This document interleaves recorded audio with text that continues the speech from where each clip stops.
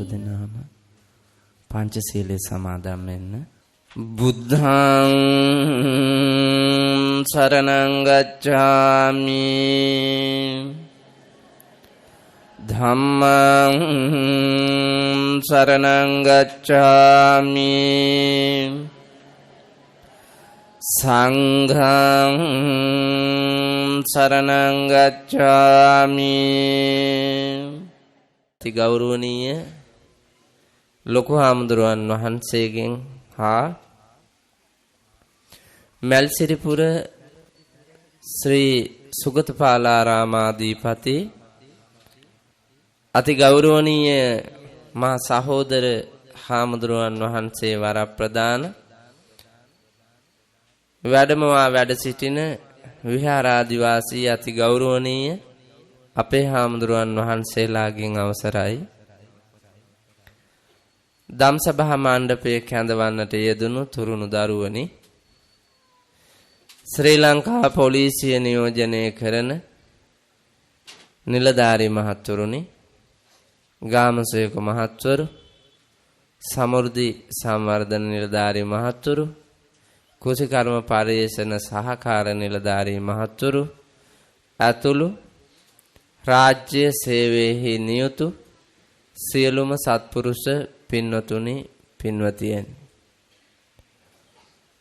ලෞතර තථාගත අමාමෑණී බුදුරජාණන් වහන්සේ දේශනා කොට වදාළ උතුම් වූ ශ්‍රී සද්ධර්මයට අනුව ධර්මකාරණා කීපයක් නැවත වතාවක් ශ්‍රවණය කරමින් අවබෝධයට ගනිමින්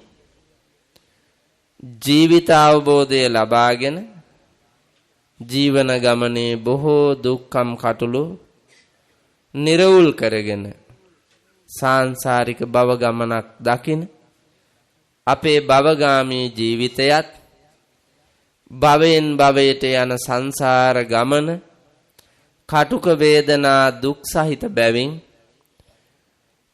අජරාමර කර ගැනීම සඳහා අමරණීය මිනිසෙකු වීම සඳහා සිදු කරනු ලබන උත්තරීතර ධර්ම දානමේ මහා පුණ්‍ය කර්මයක තමයි මේ උදෑසන ඔබ සැදී පැහැදී සූදානම් වෙලා ඉන්නේ. ජීවිතය පිළිබඳව අපට අවබෝධය මදි තමයි. මේ වර්තමාන ශ්‍රී ලංකාවේම සමස්ත ලාංකීය ජනයා අරගෙන බැලුවොත් දෙමළ, සිංහල, මුස්ලිම් සහ බර්ග කියන අය තමයි ඉන්නේ. මේ ඉන්න ඇත්තෝ තම තමන්ගේ ජාතිකත්වය පිළිබඳව අවබෝධයකුත් නැහැ. තමන් අනුගමනය කරන ආගම දහම පිළිබඳව අවබෝධයකුත් නැහැ. මෙතන ඉන්න ඇත්තෝ කොහොම සමහර විට බෞද්ධ වෙන්න පුළුවන්. බෞද්ධ වුණාට නමින් සැබෑ බෞද්ධයෙකු වීමේ ගුණය අපි ළඟ නැහැ. සාරය අපි ළඟ නැහැ. එහි දැනුම අපි ළඟ නැහැ.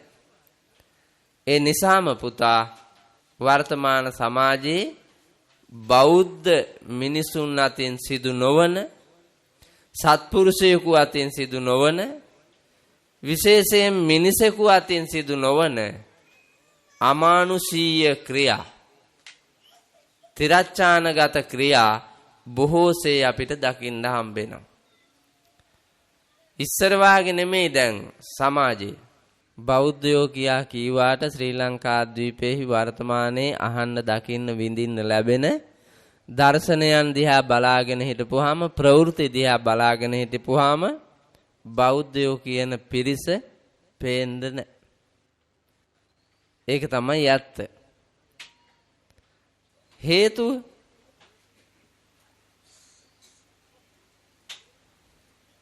මෝඩයෝ වැඩි. හේතුව මෝඩයෝ වැඩි පුතා. දැන් මේ ඉන්න ධම්සභා මණ්ඩපයේ ගත්තොත් පුතා මෝඩයෝ බොහෝමයි. මේ මෙතන ඉන්න දම් සභා මණ්ඩපේ මට ඕන නම් මෙතන ඉන්න ඔක්කොම මෝඩයි කියලා පෙන්වන්නත් පුළුවන්. එක මිනිහෙක් නෑර හැමෝම මෝඩයි කියලා පෙන්වුව හැකි බෞද්ධ දර්ශනයට අනුව. බුදුහාඳුරු ඒකට සූක්ෂම ධර්ම කාරණා මෝඩයෝ තෝරන්න පෙන්වා වදාලා.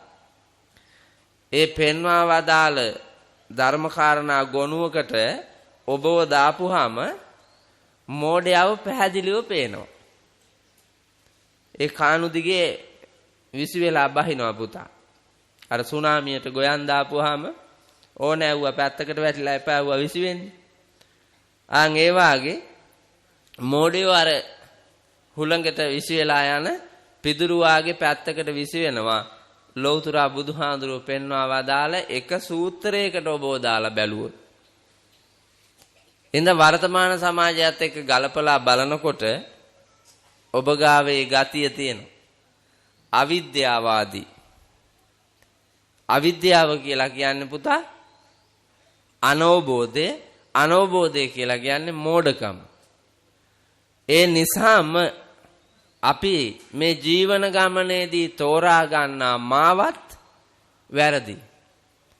බුදුරජාණන් වහන්සේ ධම්සප්පවතුන් සූත්‍රයේදී දේශනා කොට වදාලා ද්වේමේ භික්ඛවේ අන්තා පබ්බජිතේන නසේවිතබ්බා යෝ ඡායං කාමේසු කාම සුකල්ලිකාන යෝගෝ හීනෝ ගම්මෝ පෝතුජ්ජනිකෝ අනරියෝ අනත්ත සංහිතෝ කියලා. මිනිසුන් විසින් අත්හල යුතු අන්ත දෙකක් තියෙනවා. සතුට, සැපත, සැනසීම, ප්‍රීතිය, නිදහස නිර්වාණය කරා යන්නට වීරිය කරන කෙනෙක් වී නම් ඔවුන් අත්හල යුතු අන්ත දෙකක් තියෙනවා. ඒ අන්ත දෙක තමයි අත්තකිල මතානුයෝගයයි කාම සුකල්ලිකානුයෝගයයි. අත්තකිල මතානුයෝගය කියලා කියන්නේ පින්තුනේ ශරීරයට ගොඩාක් දුක් දෙන එක. විමුක්තිය හොයන්න, සැප හොයන්න දුක් දෙන අය ඉන්නවා. අනිත් එක තමයි මේ පංචේන්ද්‍රයන්ට අධිකතර සැප දීලා ඒ තුලින්ම සදාතනික සැපය හොයන්න හදනවා. වර්තමාන සමාජයේ ඔය ඇත්තෝ ඔය අත්තරින්න කියලා කියපු අන්ත දෙක අතරින් එකක් ඔබ අත්හැරලා තියෙනවා. අන්ත දෙකෙන් එකක් අත්හැරලා තියෙනවා. කෝකද ඇතෑරි?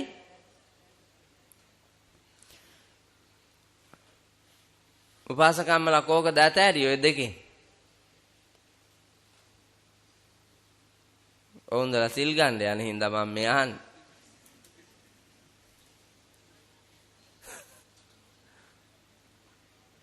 අන්ත දෙකෙන් අතෑරියේ ශරීරයට දැඩි දුක් දෙන එක. ඒක තමයි අතෑරලා තියෙන්නේ. ඒකටත් එක්කම පුතා අල්ලගෙන තියෙනවා ශරීරයට දැඩි සැප දෙන එක. ඊතා චූටි එකාගේ ඉඳලා නාකිම නාකියා දක්වා පුදුම සැපනේ පුතා හොයන්නේ. පුදුම සැප හොයන්නේ. අය තරහා තිරමක් නැහැ. ඇහැ පිනවන්න, කන පිනවන්න, නාසය පිනවන්න, දිව පිනවන්න, ශරීරය පිනවන්න, මනෝභාවයන් පිනවන්න අපි පුදුම විදියට විවිධ වූ මේ භෞතික ලෝකයේහි සැප සම්පත් ප්‍රාර්ථනා කරනවා. ඒවා ලබන්න අපි ධාර්මික වෙන්නත් පුළුවන්, අධාර්මික වෙන්නත් පුළුවන්. සමහර විට පෙරේතකම වැඩි හින්දා සැපතට අධාර්මික ක්‍රමවේද පාවිච්චි කරන්න ගන්නවා. ගොඩක් ඒ නිසා සමාජයේ ගැටෙනවා. ප්‍රශ්න තියෙනවා. වියවුල් තියෙනවා. මරණ, සියදිවි නසා ගැනීම, නානා ප්‍රකාර වූ විනාශකාරී සමාජ විරෝධී ද්‍රව්‍ය මේ සමාජයට එක්කාසු වෙලා තියෙන්නේ සැප හොයන්න ගිහිල්ලා. හාමුදුරුවනේ මන්නම් ඇත්තටම සැප හොයන්නේ නැහැ කියලා කාට හරි මෙතන කියන්න පුළුවන්. සැප දුරු කරපු කවුරු හරි සැපතෙන් අයින් වෙච්ච කවුරු හරි ඉන්නවද මෙතන? නෑ. ඔක්කොම සැප තමයි හොයාගෙන ගියේ. ණය නැති එක මිනිහෙක්වත් නෑ පුතා මේ ධම් සභා මණ්ඩපේ.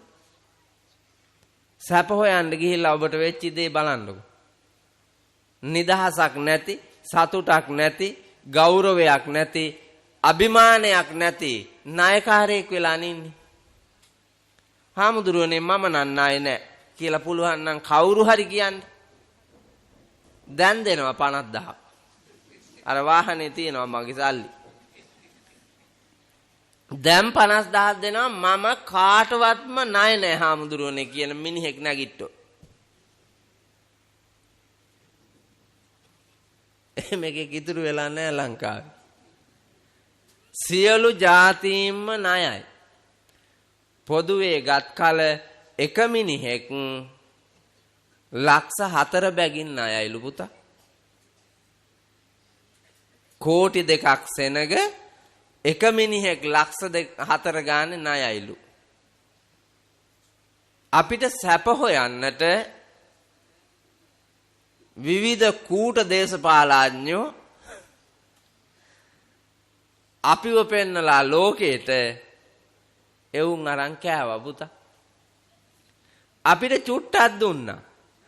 ඒ දීපු ටිකට පෙරේත වෙලා අපි එවුන්ගේ අතපල්ලේ වැටිලා ගැතියෝ වෙච්චි අහිකුන් ටික ගති පුතා අපි ගාවත් තියෙනවා.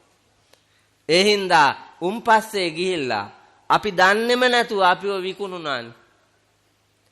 අපි දන්නේම නැතුව අපිවත් වික්කා.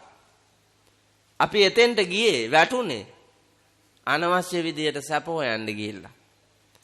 ඒ විතරක් නෙමෙයි. ඔබේ ජීවිත ගමනේදී බලන්න හැම එකක්ම උපතේ ඉඳලාම ගෑණියෙක් දරුවෙක් ගැබ් ගත්තාම ඒ දරුවා ගැබ් ගත්ත තැන ඉඳලාම දැන් අපේ අම්මලා බබාලා හම්බෙන්න ඉන්න කාලෙදී මට මතකයි අපේ අම්මට මට බාලාය හම්බෙන්න ඉන්නකොට මට හොඳට මතකයි. අපිත් එක්ක අම්ම හේනට යනවා, වෙලට යනවා, ගොයන් කපන්න යනවා, කොළ පාගෙන තැනට යනවා, කොළ අදින තැනට යනවා, උප්පිඩි හරි ගස්සනවා, ඒවා මාප්පුඩි කරනවා, කොළ මිටි බඳිනවා. අපේ ගෙවල් වල වී කොටන්න මෝල් වලට අරන් ගියේ නෑනේ.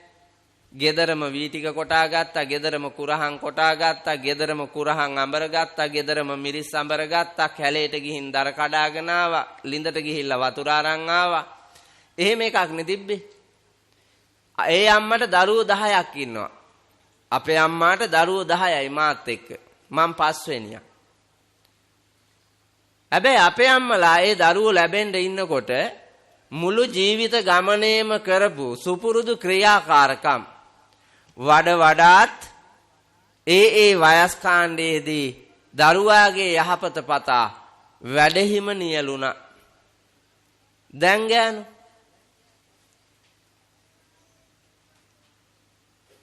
දැන් බබාලත් නෑ මේ උන්දලාට. මැරුවානේ ඔක්කොම.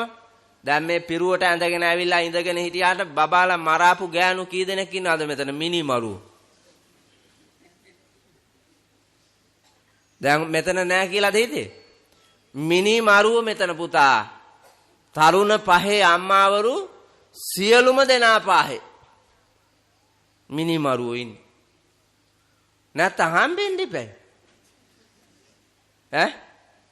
භාවනා කරනවාද දෙවෙනි එක හම්බෙච්ච දවසේ ඉඳලා බෝග ගහක් ගාවට ගිහින් ගිහි ජීවිතය අතෑරලා මිනිහටත් වන්දනා කරලා භාවනා කරනවා ඇති සකල කෙලෙසුන් නැසාලීම සඳහා.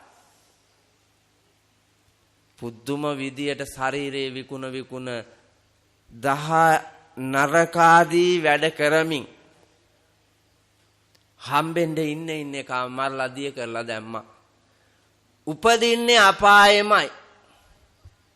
බෞද්ධ දර්ශනයට අනුව උපදින්නේ අපායෙමයි. මනුලොව ඉපදුනොත් අංගවිකලයක්මයි.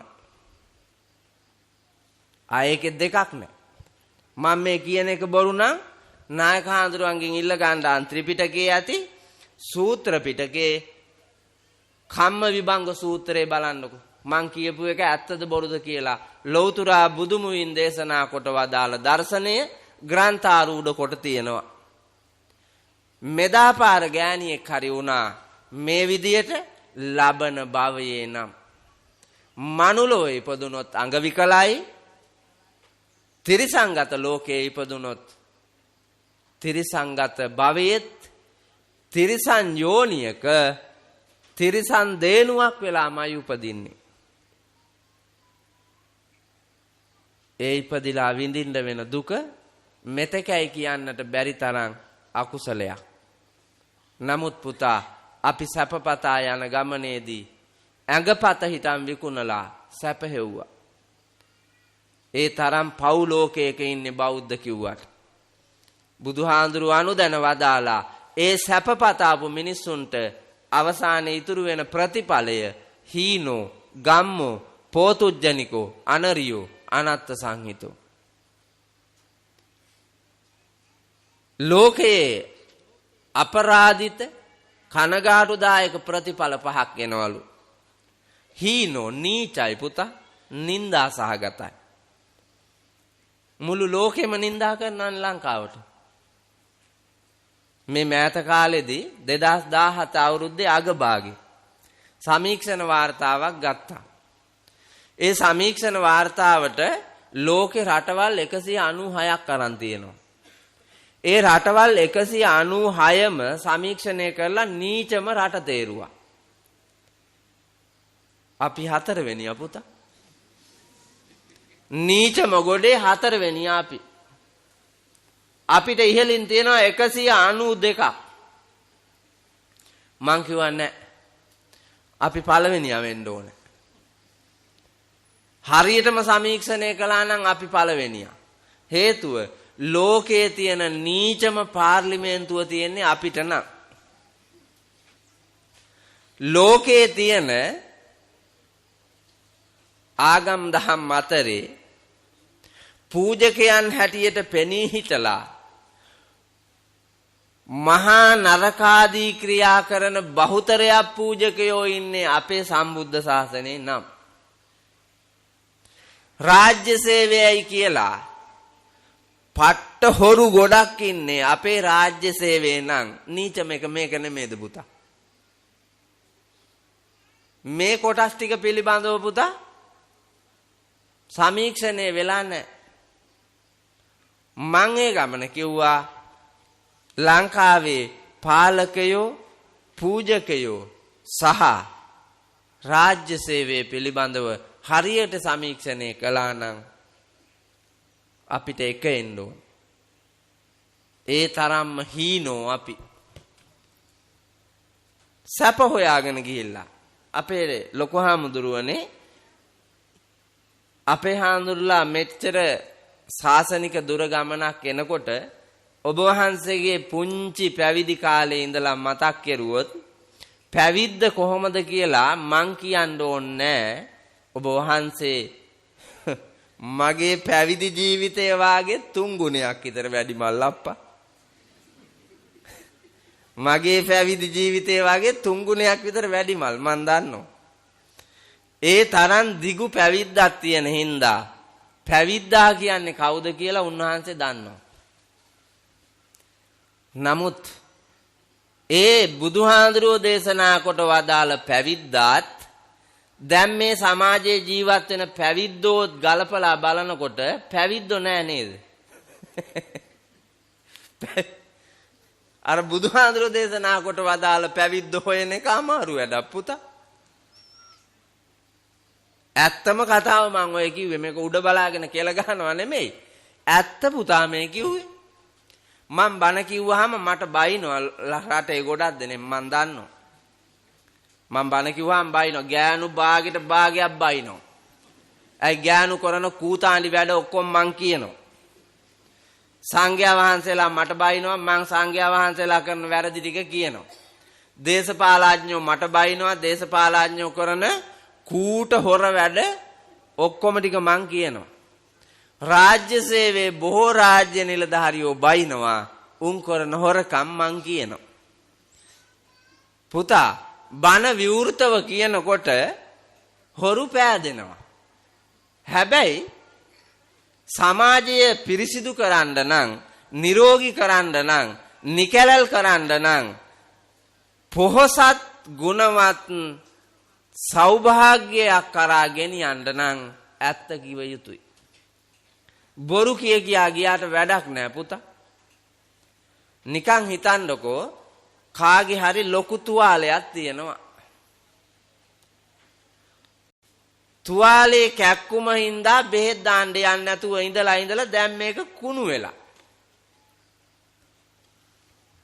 බෙහෙත් නොදාන එක සැපයි කියලා ඌට හිතිලා ඌ දැම්මේ නැහැ. කුණු වෙලා දැන් හොඳට. ඒ ගමන ගමේ අය නෑයෝ එක්කහුව වෙලා මේක අවාරගෙන ඉස්පිරිතාලෙට ගියපුවාම දොස්තර මහත්තයා බලනකොට මේක හොඳටම වන වෙලා. ඒ ගමන මූව අල්ලගෙන මූව පැත්ත දාලා දෙතුන් දෙනෙකුට අල්ලගන්න කියලා දැන් අර තුවාලේ හොදනවා හොඳට.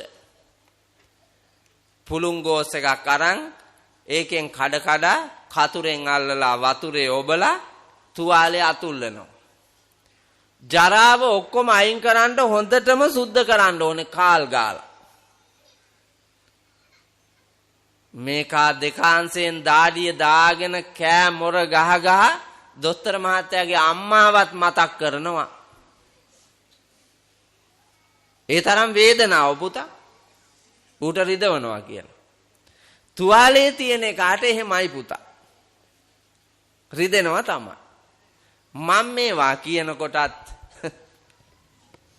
තුවාලේ තියෙන එකාට රිදෙන්නේ පුතා. කුණු අයින් කරනකොට රිදෙන්නේ. කුණු තියෙන එකාට තමයි ඔය කැක්කුම එන්නේ. කුණු නැත්තම් ගානන්නේ. කුණු නැත්තම් හරි ප්‍රීතියක්. පුළුන් ගෝස් එකක් ඔබලා මෙතන ඇතිල්ලුවොත් එහෙම සීතලනේ පුතා දැනෙන්නේ. සීතල සුමට පහසක් ලැබෙන ස්පර්ශයක් සැපයක් දැනෙන්නේ. සතුටක් එන්නේ.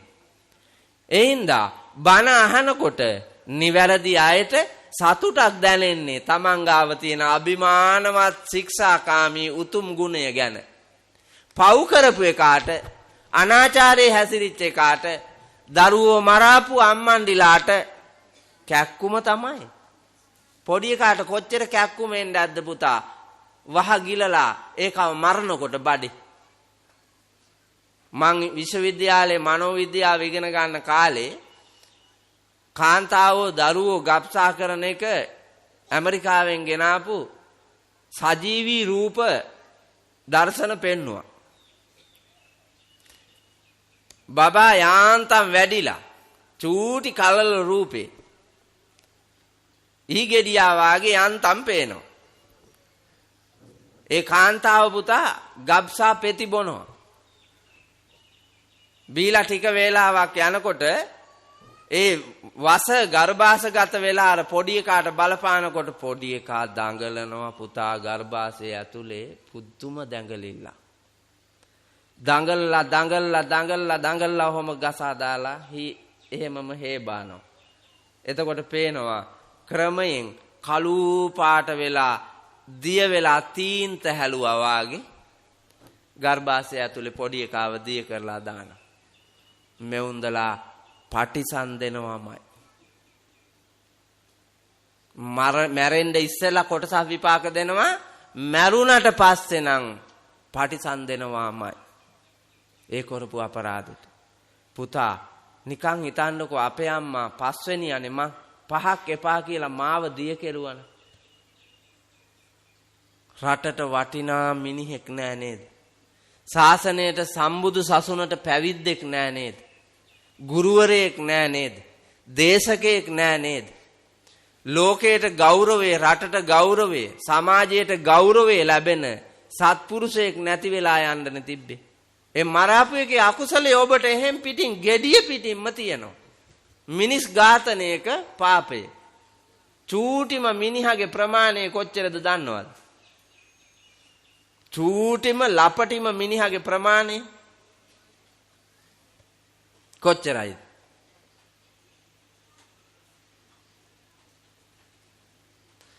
තල ඇටයක් පමණ වූ මිනිස් ජීවියෙකු යමෙකු අතින් ඝාතනය වූවහොත් එය මනුස්ස ඝාතනයක්.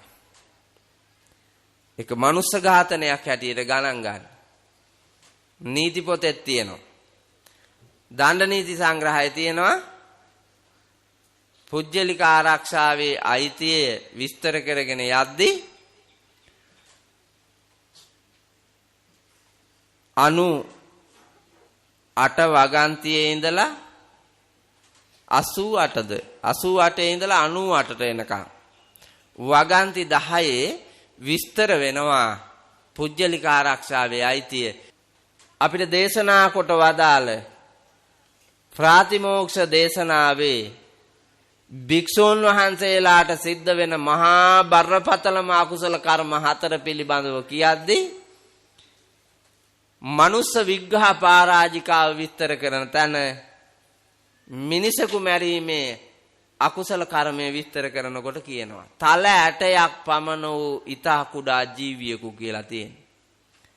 මානවයෙකු වැහපන් දෙයෝ කාපන් දෙඤ්ඤයි හානට මී ගොම්බානක් දෙඤ්ඤයි දොරකඩ පොල් ගහ සින්නම දෙඤ්ඤයි වැහපන් දෙයෝ වැහපන් බලම් වලගම්බා මහරජුරුවන්ගේ දවසේ ඉඳලා එන්නේ බණ මඩුවක් අදාපන් ඔක්කොටම ඉන්න එව්වා නැ වසර කී දහක්ද බලන්නකෝ මගේ පන්සලට ගිහිල්ලා බලන්නකෝ අවුරුදු 9යි පන්සලේ වයස අවුරුදු 9යි ධර්මශාලාව මේ වාගේ 3ක් විතර දිගයි පළල මේ වාගේ 3ක් විතර පළලයි මේ ඇවිල්ලා ඉන්න ඔක්කොම සෙනග ඔබ්බලත් තව ඉතුරුත් වෙනවා මේ කුම්මැහි පෙරේතයෝ හරි හම්බ කරන ඒවා සැප පතාම කෑවම මිසක් කෑවා මල පහ කෙරුවා ඊට වඩා මොකද කෙරුවේ මොකද වෙන කෙරුවේ 84000ක් වෙහෙර විහාර කරවපු ලෝකේ ඔබ වෙහෙර විහාර තනුවද නෑනේ පුතා මම්මාවත් තනුවද නෑනේ පාලං ඒ දලු ලින් හදලා පූජා කෙරුවද නෑනේ ගහකොළ හිටෝලා උද්‍යාන අලංකාර කෙරුවද නෑනේ කෑවයි අපේ වචනේ තමයි ඔකට ගැළපෙන එක නමුත් මට හිත නෑ ඒක කියන්නේ කෑවයි මල පහ කෙරුවයි ඒක තමයි කෙරුවේ හම්බ කොල්ලා බොලන් ඉන්න පිළිවෙලට එකක් හදලා තියාගත්තා නම් මොනතරම් ප්‍රීතිමත්ද දැන් අද මේ ගමට පිටස්තර ගම්මානවලුත් ඇවිල්ලා ඉන්නවා ඒ උන්දලා ඇවිල්ලා එළියේ පහළියේ ගස් කොළන් යට තෙමෙනවා ඔබ ආගන්තුක සත්කාරයක් හැටියට උන්දලාට අඩුම තරමෙන් ශාලාව දීලා අපේ ගමේ උන් තෙමුණට කමන්නේ අර පිටින් ආපේ උන්ට සලකන්න එව්වා කොහෙ මේ කියලා ඔක්කොම ඉඳගත්තා මේකේ පිටින් ආපේ එකේ කොහෙ හිටපුවාවා ඒ තරම් කුවක ගතිය හඳුරු ඒ තරම් කුවකයි මන් දන්නවා අපේ ගති ලක්ෂණ එහෙම ඒ ඉස්සර තමා පුතා බෙදාගෙන කෑවේ ආගන්තුකයාට සැලකුවේ පල් වෙන ගැමි ගති අපි ගාව තියාගත්තා මිසක් නව නිර්මාණයන් අපිට ආවේ නැහැ. මම පන්සල කැලේ මැද්දේ පොල් අතු කොටු කරගෙන පුතා පැලක් හදාගෙන ගියා. අර වෙල් වල තියෙන පැල්. එහෙම එකක් හදාගෙන මං කුඩෙත් අරගෙන ගියේ. අවුරුදු 9කට කලින්. ඒ ගිහිල්ලා ඉවරලා මං ඒ පොල් අතු කුටියේ ඉඳගෙන මං ඉස්සරෝම හැදුවේ ධර්මශාලාවක්. නන්දසින් එන මිනිස්සු යම් දවසක මා සොයා ආවෝතින් ඔවුන්ට නොතෙමී මේ මහ කැලෑවේ ඉඳ මා තනක් තබා තිබිය යුතුයි කියන දැක්මෙන් මං අඩි 130ක් දිගට අඩි 40ක් පළලට ශාලාව හදලා දෙපැත්තට පියසි දෙකක් හැදුවා අඩි 10 එතන තියෙනවා අඩි 20ක් පළල අඩි 50ක් තියෙනවා දිග 130ක් තියෙනවා රතින පුතා 3000ක් ලැබුවා ගියේකේ හොඳටම ඇති මට ඒ දවස්වල හැටියට වියදම් වුණේ පුතා ලක්ෂ 85යි. ලක්ෂ 85යි.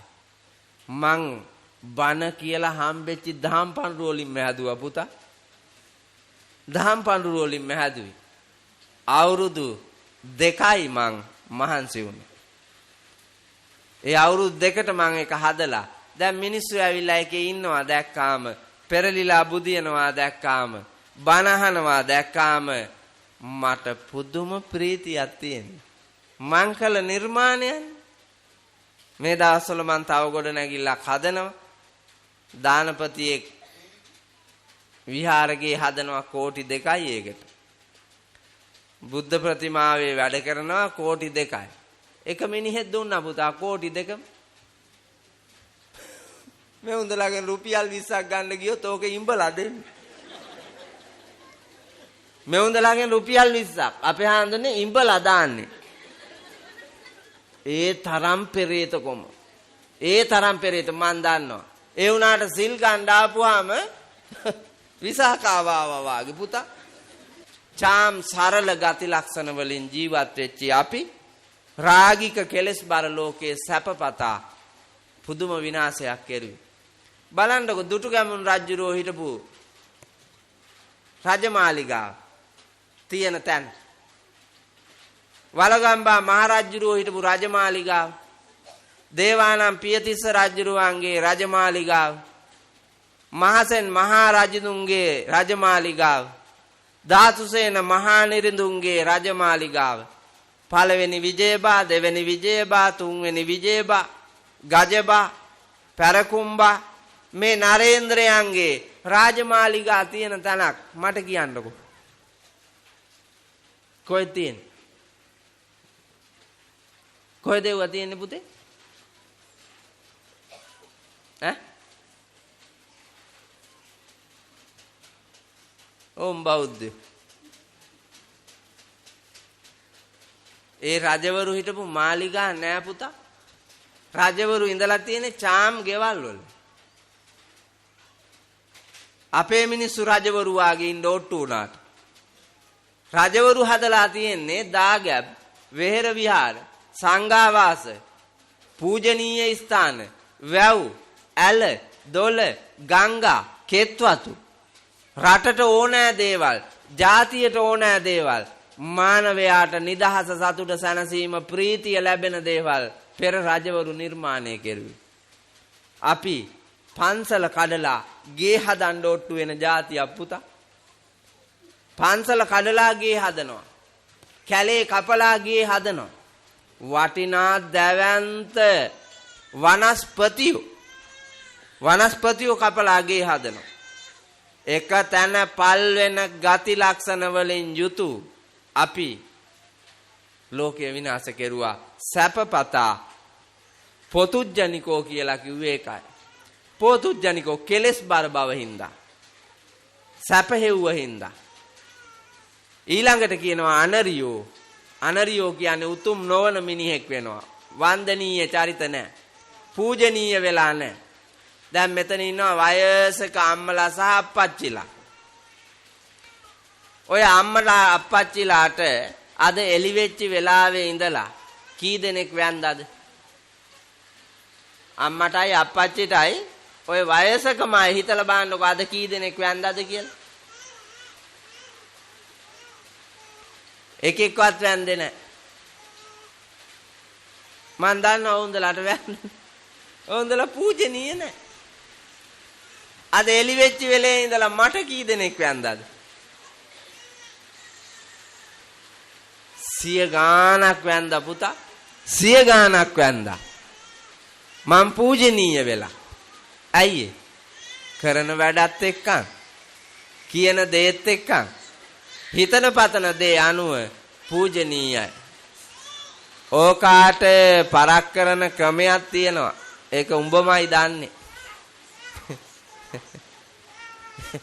එයින්ද හීන් සැරේ කන අත ගාපු ගමන් පුතා මානසිකත්වය වෙනස් වෙනවා. දැන් ওই කේන්තියක් තියෙන්නේ උට අවැසි පහස දුන්නේ නැති එකේ. ඒ කේන්තියට ඌ කෑ ගහනවා. ඒ අරමුණ මාරු කරන්න ලේසිම තැන තමයි මෙතන. මොලේට සංවේදීම ස්නායු ටිකක් තියෙන්නේ පුතා. ඒ හින්දා මෙහෙම කනාත ගාපුවාම මාරු වෙන සිතුවිලිත් එක්ක කොල්ලාගේ සූපුව ඌට දුන්නා නම් ඕක අනිමෙනවා. අලුත් ගෑනුන්ට තේරෙන්නේ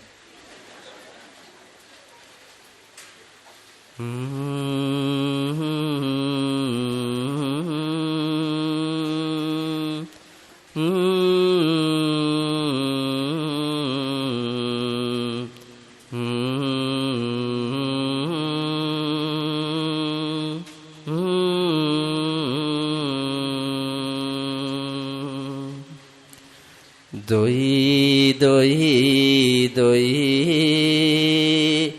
දොයි පුතා බයි බයි බයි බයි පුතා උඹේ අම්මා කිරට ගියා කිරියේරවා එන්ට ගියා කිරිමුට්ටිය ගංගේ ගියා ගංගට උඩින් කොක්කු ගියා ආරාරෝ ආරාරෝ ආරිවරෝ ආරිවරෝ ආරදිත්තුනියලුරායි කන්මනියේ කන්නුරංගායි ආරාරෝ ආරාරෝ ආරිවරෝ ආරිවරෝ දෙමළවත් සිංහලවත් මුළු ලෝකෙම මානවයාගේ ආරම්භක අධ්‍යාපනය ආරම්භක ආගම දහම භාවනාව අම්මා ගාව තියෙන ඒ මාතෘ සූත්‍රය පුතා අම්මලා ගාව තියෙන ළමයින්ගේ ලෝකයට නිවන හදන සූත්‍රය තමයි නැලවිල්ල.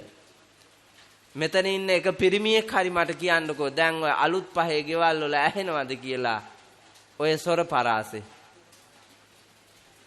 ඔය සොර පරාසෙ ඇහෙනවද? ආවල් සොර. අය උන්දට ඔව්වා කරන්න වෙලාවක් නැහැ. ගත්තා ස්කූටරේ ගත්තා පෝරුවක් විතර ෆෝන් එක තියාගත්තා කනේ මේ ගම්ම වටේ යනවා ගෑනු පුතා. ගෑනු කුලප්පු වෙලා ඉන්නේ. ගෑනු කුලප්පු වෙලා. ඒ කුලප්පුවට යන ගමන හසුරුවා ගන්න මෙවුන්දලා සල්ලි හොයනවා. සල්ලි හොයන ක්‍රමේ පස්සේ මං කියනවා. ගෑනු භාගෙට භාගයක් පුතේ බාහිර ඔය තියෙන කම්පැනි වලට බැංකු වලට ණය වෙලා පෞද්ගලික. අරකා සතියෙන් සතියට ඉරිදාට ඇවිල්ලා හෝන් ගහනවා. ඉස්සරහ දොර වහලා පිළිකන්නෙන් පැනලා මානගොල්ලේ ඉඳගෙන ඉන්නවලු අරු යනකම්.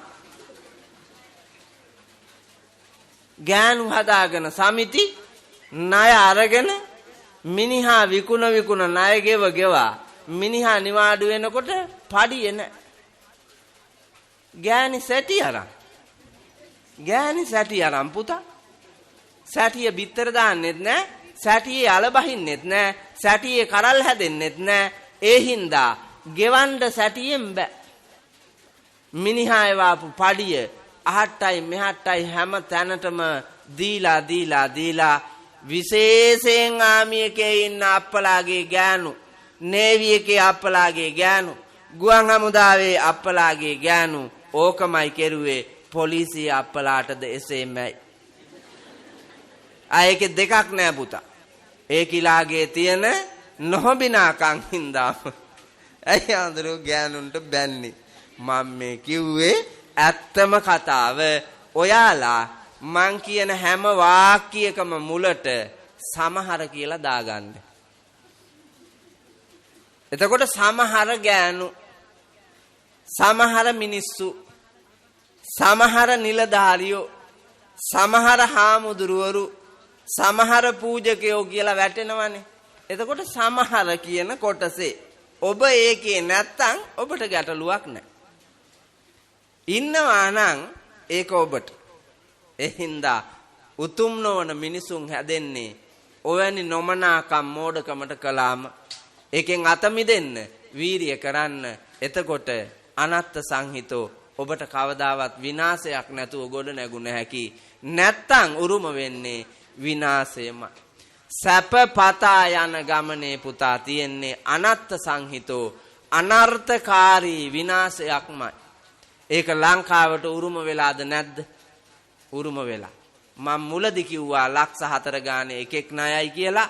කෝටි 2ක් සෙනග ලක්ෂ 4 ගානේ වෙච්චාම ගාන හදලා බලන්නකො බින්දු ගාන. කියා ගන්න බැරි තරම් ලොකු ගානක් ඒ තරම් ණය බරින් මිරිකිලා තව අවුරුදු 20ක් විතර යනකොට අර 1800 ගණන් වල සුද්දන්ට යටත් වෙලා ටොකු කෑවාසේම මතු අනාගතයේදී අවුරුදු 20ක් විතර යනකොට පිටරැටියෙකුගෙන් හෝ ස්වදේශීය ජාතියකින් හෝ ඔබට ටොකු ඇනලාම ඔබේ හැදෙන වැඩෙන තැනෙන කාට හිරිහැර කරනවා, මරනවා, විනාශ කරලා දානවා. ඒක තමයි ඇත්ත. දැන් ඔය හැදුවාට ආදරේ කියලා ඕකාට පුතා පර ජාතිකයෙක් ටොකු ඇනලා මරණ එක මට මැවිලා පේනවා. හේතුව එතෙන්ට තල්ලු කෙරුවේ ඔබමයි. උගේ තනියට හදලා නැහැ තව පිරිසක්. ටොකු අයින් එක එක්ක ගැටෙන්න පිරිසක් හදලා නැහැ. උට ආරක්ෂාව දෙන්න පිරිසක් අපි හදලා නැහැ. අපේ ගෙදරක බය නැහැ පුතා. මොකා ස්ට්‍රයික් කෙරුවත් බය නැහැ. අපේ ගෙදර මං හාමුදුරුවෝ ගුරුවරයෙක් සහ දේශකේ අයියන්ඩි මල්ලි දෙන්න යුද හමුදා නිලධාරියෝ දෙන්නේ, නංගි රජයේ සේවකේ ලිපිකාරණියක්, මල්ලි හීම් ව්‍යාපාරිකේ, ගොවියෝ 5ක්. මොකා ස්ට්‍රයික් කරුවාම අපිට මොකද? ඒකේ ගැටලුවක් නෑ පුතා. මගේ අත්තම්මා ආයුර්වේද වෙදකම් කළ බැවින්, සිංහල වෙහෙත් කළ බැවින් මා ඒ ආයුර්වේදයේද දන්නවා. භික්ෂූත්වයට ගැලපෙන්නේ නැති හින්දා මං කරන්නේ නැතුව ඉන්නේ. නැත්තම් ඒකද අමුන්නා ගත්තා නම් පුතා සමස්තයම තියෙනවා අපේ ගෙදර. දරුවෝ 10 දෙනයි, අම්මයි තාත්තයි 12යි. දැන් එවුන් බැඳිලා ඉන්න ඔක්කොම එකතු කරුවාම 100 ගාණක් විතර ඉන්නවා. පුතා මරණාධාර සමිතිය ඕනේ නැහනේ අපිට. අපිට ඕනද මරණාධාර සමිතිය? නෑ, මේ කේන්දෑරි වඳ බහැපු අප්පලාටනේ මරණාධාර සමිතිය ඕනේ. ඇයි පෙට්ටිය උසන්න එකෙක් නැහනේ. පෙට්ටිය උසන්න එකෙක් නෑ. බත් අම්බන්න එකෙක් නෑ. තේ හදන්න එකෙක් නෑ. තනියට ඉන්න එකෙක් නෑ. අපේ ගෙවල් වල තනියට ආවත් එකයි නැතත් එකයි. 100 ගාණක් පිරෙනවා එකෙක් මැරිච්ච ගම. පරම්පරාවේ අය. එහෙනම් ලොකු හයියක් වටිනාකමක් දීලා තියෙනවා පුතේ ජීවිතවලට. අපේ අම්මාවරු, අපේ අප්පච්චිලා ඒ උතුම් ශිෂ්ටාචාරය නිර්මාණය කරමින් දියුණුවෙන් දියුණුවට ගිය ලෝකයෙහි විනාශය වුණේ නැහැ. අපරාජිත ගමනකට මඟ පෑදුනා. ඒ නිසා ඒ වකවානුවේ ශ්‍රී ලංකා ද්වීපය ලෝකයේ උතුම් රට. ඉන්දිය සාගරයේ මුතු ඇටය, බුදුන්ගේ දේශය, පෙරදිග ධාන්‍යාගාරය කියලා විරුදාවලීන් රසකින් පූජනීය වෙලා තිබුණේ. ඒ පූජනීය වූ ශ්‍රී ලංකාව අපේ ලොකු හාමුදුරුවනේ මේ අප්පලා පෙරේතකමට විනාශ කරලා කෑවා. විනාශ කරලා කෑවා. සැප හොයාගෙන ගිහිල්ලා. පාලකයෝත් ඒකට පෙරමුණ ගත්තා. පූජකයෝ ඒ අයට පවන් ගැහුවා. රටවැසියෝ මුට්ටි ඇල්ලුවා. රටවැසියෝ මුට්ටි ඇල්ලුවා. ඒක තමයි වෙලා තියෙන්නේ. ඒ කරුමෙන් අත මිදෙන ලෝකය කියන්නට මා අද උදෑසන මේ ධම්සභා මණ්ඩපයේට මාතෘකාව තැබුවේ සූත්‍ර දේශනාවකට අනුව. ඒ උතුම් සූත්‍ර දේශනාවට අනුව බෞද්ධයාගේ පදනම අද කියන්න හදන්නේ.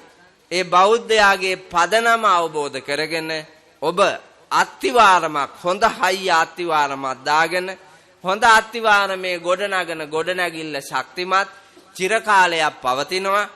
බෞද්ධ කියන උත්තම වස්තුව චිරාත් කාලයක් පවත්වන්නට ශක්තිමත් පදනමක් පිහිටුවා බාල පරම්පරාවට දායාද කිරීමේ උතුම් වෑයම මේ දම් සභා මණ්ඩපයේ ඇතුලේ ඔබවන්නට මා මේ මාතෘකාව තැබුවේ. ඒ උතුම් මාතෘකාවට අනුව ශ්‍රවණය කරමින් දහම් අපවත් වී වදාලා වූ විහාර ගණයේ සියලු ස්වාමීන්ද්‍රයාණන් වහන්සේලාටත් මේ ගම්බිම් වෙහෙර විහාර මම්මාවත් ඉඩම් කඩම් කෙත්වතු තනා තබා තියා මිය පරලොව ගිය ඔබේ අම්මා තාත්තා ඇතුළු මුතුන් මිත්තෝ පිංගන්න වේ නම් ඒ හැම දිනාටමත් ඔබටත් මටත් ජාත්‍ය ආදී දුකින් නිදහස්ව ලබන සදා සුන්දර අමා නිවනට පින් පිණිස හේතු වාසනා වේවා කියන චේතනාවෙන් සාදු කියලා බණ අහන්න ලෑස්ති වෙන්න.